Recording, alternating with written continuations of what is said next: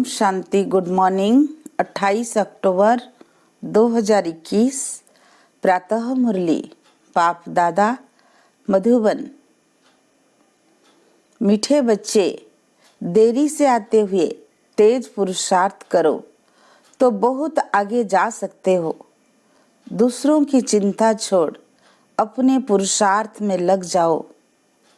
प्रश्न: कौन सा कर्तव्य एक बाप का है जो कोई मनुष्य का नहीं हो सकता? उत्तर: मनुष्य को देवता बनाना, उसे शांति धाम सुख धाम का मालिक बना देना, यह कर्तव्य एक बाप का ही है जो कोई मनुष्य नहीं कर सकता। तुम्हें निश्चय है, संगम पर ही हम भगवान वाज सुनते हैं। अभी स्वयं भगवान कल्प पहले माफिक राजयोग सिखला रहे हैं। ओम शांति। रूहानी बेहद का बाप बेहद के रूहानी बच्चों प्रति समझाते हैं। यह एक एक अक्षर व ज्ञान रत्न लाखों रुपयों का है। बाप ने समझाया है, परमात्मा को रूप बसंत भी कहते हैं। उनका रूप भी है, नाम शिव बाबा है। वह ज्ञान का सागर है, जिस ज्ञान से सद्गति होती है। ज्ञान धन भी है, ज्ञान पढ़ाई भी है। यह ज्ञान देते हैं स्पिरिचुअल फादर। आत्मा को कहा जाता है स्पिरिचुअल रूह। भक्ति मार्ग में आत्माएं कितना भटकती है बाप से मिलने के लिए, उनको ढूंढती है। समझते भी हैं भगवान एक शिव है, फिर भी धक्के खाते रहते हैं। बाप आकर समझाते हैं कि रूहानी बच्चों, तुम तो अविनाशी हो, परम धाम में रहने वाले हो। वहां से फिर आते हो यहाँ पाठ बजाने। तुम दूर देश के रहने वाले हो। यह ड्रामा है, इसका नाम है हार जीत का खेल, सुख दुख का खेल। बाप समझाते हैं कि हम और तुम सब शांति धाम के रहने वाले हैं। उसको निर्वाण धाम भी कहते हैं।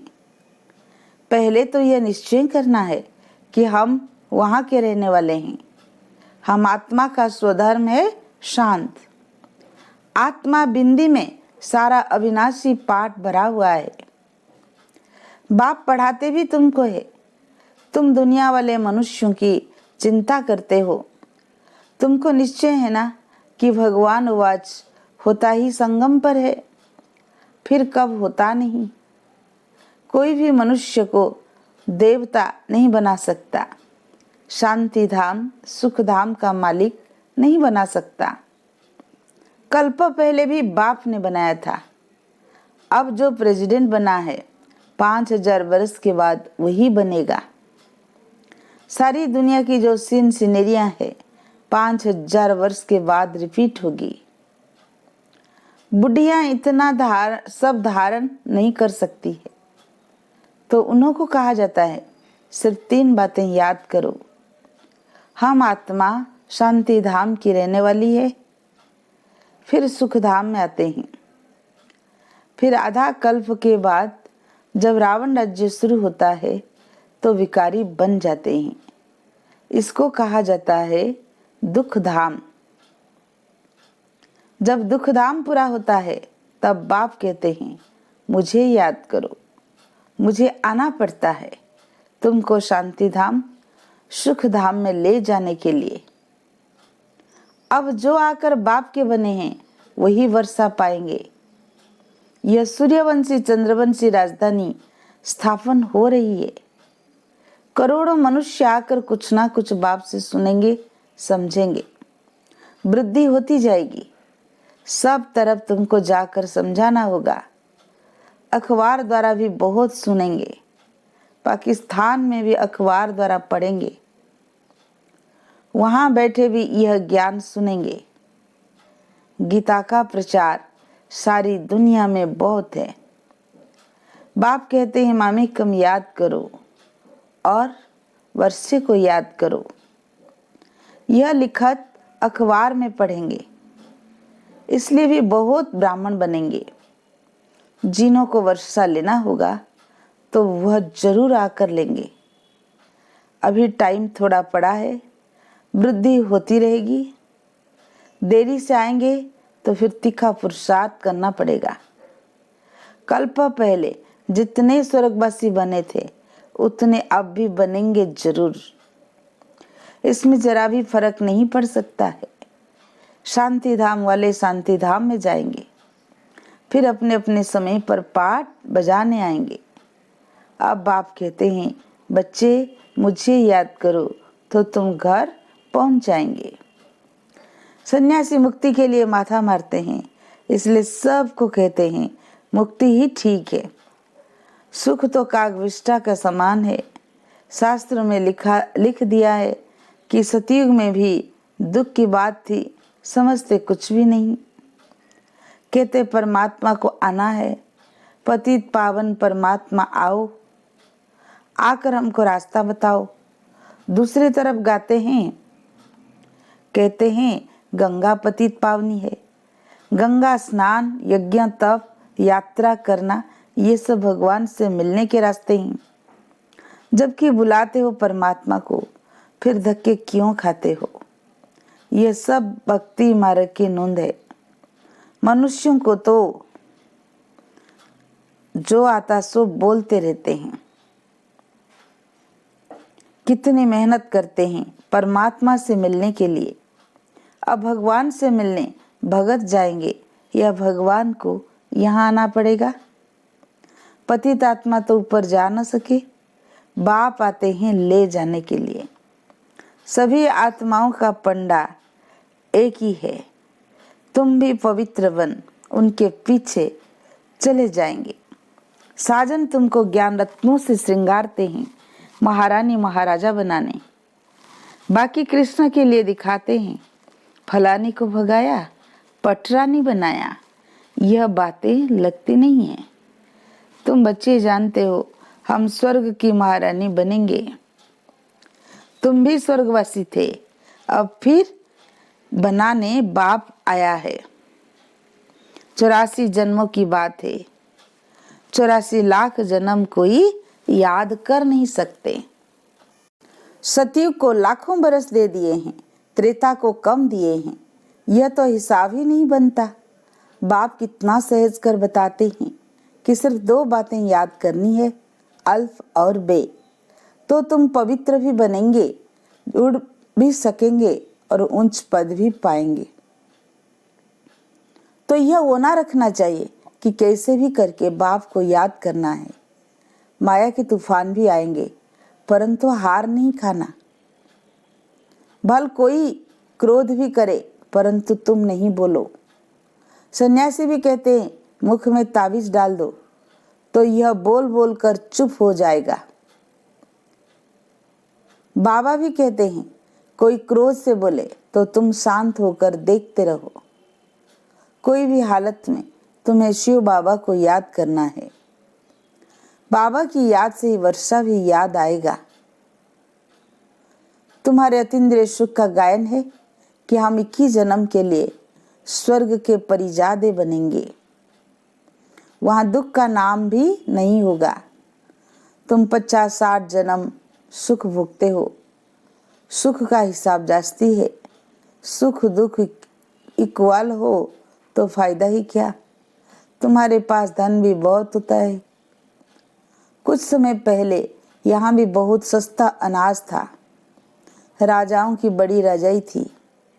बाबा ने 10 आने मण बाजरी बेची है, तो उनसे भी आगे कितनी सस्ताई होगी। मनुष्य थोड़े होंगे, अन्न की परवाह नहीं होगी। अब यह तो याद रहना चाहिए कि पहले हम घर जाकर फिर नई दुनिया में आकर नया पाठ बजाएंगे। यहाँ हमारा शरीर भी सतो प्रधान तत्वों से बनेगा। अब 5 तत्व बिल्कुल ही तमो प्रधान पतित बन गए हैं। आत्मा और शरीर दोनों ही पतित थे। वहाँ शरीर रोगी नहीं होता। ये सब समझने की बातें हैं। बच्चों को यहाँ अच्छी रीति समझाते हैं फिर घर में जाकर भूल जाते हैं। यहाँ बादल भरकर कितना खुश होते हैं, बाहर जाने से भूल जाते हैं। आगे रास विलास बहुत चलता था, फिर वो सब बंद कर दिया। मनुष्य समझते थे जादू है। भक्ति में जब नवधा भक्ति करते हैं तब मुश्किल साक्षात्कार होता है। यहाँ भक्ति की तो बात ही नहीं, बैठे बैठे साक्षात्कार में चले जाते थे, इसीलिए जादू समझते थे। आजकल दुनिया में कितने भगवान बन गए हैं, नाम रखते हैं सीताराम, राधे कृष्ण आदि। कहाँ वह स्वर्ग के मालिक, कहाँ यह नरकवासी। इस समय सब नरकवासी हैं। सीढ़ी में साफ दिखाया है। सीढ़ी बच्चों ने अपने विचार सागर मंथन से बनाई है। बाबा देख खुश हुआ, सीढ़ी में सब बातें आ जाती है। द्वापर से भिखारी राजाएं कैसे भक्ति करते करते नीचे आए हैं। अभी तो कोई ताज नहीं है, चित्र पर समझाना सहज होता है। 84 जन्मों में कैसे उतरती कला होती है, फिर चढ़ती कला कैसे होती है। गाते भी हैं, चढ़ती कला तेरे भाने सर्व का भला। बाप आकर सबको सुख देते हैं, सब पुकारते हैं कि हे बाबा हमारा दुख हरो, सुख दो, परंतु कैसे दुख हरते हैं, सुख कैसे मिलता है यह किसी को मालूम नहीं। आजकल मनुष्य गीता कंठ कर सुनाते हैं, नटसेल में अर्थ समझाते हैं। संस्कृत में श्लोक कंठ करके सुनाते हैं तो कह देते हैं महात्मा बड़ा अच्छा है। लाखों मनुष्य जाकर पांव पड़ते हैं। उस पढ़ाई में, लौकिक पढ़ाई में तो 15-20 बरस लग जाते हैं। उनमें कोई बुद्धिमान होते हैं तो झट श्लोक आदि कंठ कर सुनाने लगते हैं, तो उनके पास ढेर पैसे इकट्ठे हो जाते हैं। यह सब कमाई के रास्ते हैं। जब कोई देवाला मारता है तो भी जाकर संन्यास धारण करता है तो सब चिंताएं दूर हो जाती है। फिर कुछ ना कुछ मंत्र जंत्र याद कर लेते हैं, चक्र लगाते रहते हैं। ट्रेन में भी चक्र लगाते रहते हैं। यहाँ तो बाप कहते हैं अपने को आत्मा समझ, एक बाप को याद करो। बाप और आत्माएं सब निराकारी दुनिया में रहती है, वहां से साकारी दुनिया में आते हैं पाठ बजाने। अब नाटक पूरा होता है, अब नाटक पूरा होना है। तुम तमो प्रधान होने के कारण वापिस जा नहीं सकते। अब बाबा आया है तुमको सतो प्रधान बनाने। सभी अपने घर जाएंगे, बाकी स्वर्ग में सिर्फ देवी देवताओं का राज्य होगा। शांति धाम, सुख धाम, दुख धाम कब कब था यह भी किसी की बुद्धि में नहीं आएगा, क्योंकि घोर अंधियारे में है। समझते हैं कलयुग का अंत अर्जुन इतने 1000 वर्षों के बाद होगा। कोई हिसाब ही नहीं है। मनुष्य बढ़ते जाते हैं, अन्न मिलता नहीं। 40,000 वर्ष अभी और हों तो पता नहीं क्या हो जाए। जो बोलते हैं वो बिल्कुल ही झूठ, सच की रत्ती भी नहीं। अब बाप सिखलाते हैं रावण पर कैसे विजय पानी है। रावण पर जीत तुम ही पाते हो। सारी दुनिया को रावण से छुड़ा देते हैं। तुम्हारी शक्ति से ना है। तुम भारत को स्वर्ग बना रही हो। कितनी अच्छी अच्छी बातें समझाते हैं। फिर तुमको बाप और वर्षे को याद कर कितना खुश रहना चाहिए। ज्ञान मार्ग में खुशी बहुत होती है। अभी बाबा आया हुआ है, अभी हम इस पुरानी दुनिया से गए कि गए। बाबा को याद करने से सतो प्रधान बनेंगे, नहीं तो सजाएं खानी पड़ेगी। फिर करके रोटी टुकड़ा मिलेगा, इससे क्या फायदा। जितना हो सके अपना पुरुषार्थ करना है, श्रीमत पर चलना है।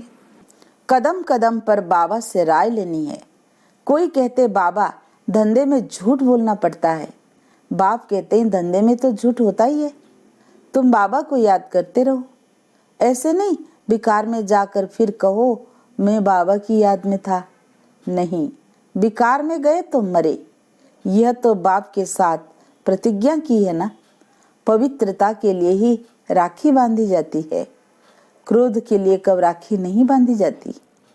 राखी बंधन का मतलब ही है कि विकार में नहीं जाना है। मनुष्य कहते हैं, हे पतित पावन आओ। तुम बच्चों के अंदर में खुशी बहुत होनी चाहिए। बाबा हमको पढ़ा रहे हैं, फिर बाबा साथ ले जाएंगे, वहां से स्वर्ग में चले जाएंगे। जितना हो सके सवेरे उठकर एक बाबा को याद करना है। याद करना गोया कमाई करना। इसमें आशीर्वाद क्या करेंगे? ऐसे थोड़ी कहना है आप आशीर्वाद करो तो हम याद करें। सब पर आशीर्वाद करें तो सब स्वर्ग में चले जाएं। यहाँ तो मेहनत करनी है। जितना हो सके एक बाबा को याद करना है। बाबा माना वर्षा। जितना याद करेंगे उतना राजाई मिलेगी। याद से बहुत फायदा है। राज सस्ता सौदा है, ऐसा कोई सस्ता सौदा दे ना सके। यह भी कोई विरला ही लेते हैं। अच्छा, मीठे मीठे सिकील दे बच्चों प्रति माता पिता बाप दादा का याद प्यार और गुड मॉर्निंग। रूहानी बाप की रूहानी बच्चों को नमस्ते। हम रूहानी बच्चों की रूहानी बाप दादा को याद प्यार, गुड मॉर्निंग, नमस्ते नमस्ते नमस्ते। रूहानी बाप दादा को दिल से शुक्रिया शुक्रिया शुक्रिया। धारणा के लिए मुख्य सार। फर्स्ट पॉइंट, जब कोई क्रोध करता है तो बहुत बहुत शांत रहना है। क्रोधी के साथ क्रोधी नहीं बन जाना है। माया के किसी भी तूफान से हारना नहीं है। सेकंड पॉइंट, सवेरे सवेरे बाप को याद करना है। अपनी कमाई जमा करनी है। पवित्रता की पक्की राखी बांधनी है। आज का वरदान, हर कर्म करते हुए कमल आसन पर विराजमान रहने वाले सहज व निरंतर योगी भव। निरंतर योगयुक्त रहने के लिए कमल पुष्प के आसन पर सदा विराजमान रहो। लेकिन कमल आसन पर वही स्थित रह सकते हैं जो सदा लाइट हैं। किसी भी प्रकार का बोझ अर्थात बंधन ना हो। मन के संकल्पों का बोझ, संस्कारों का बोझ, दुनिया के विनाशी चीजों की आकर्षण का बोझ, लौकिक संबंधियों की ममता का बोझ।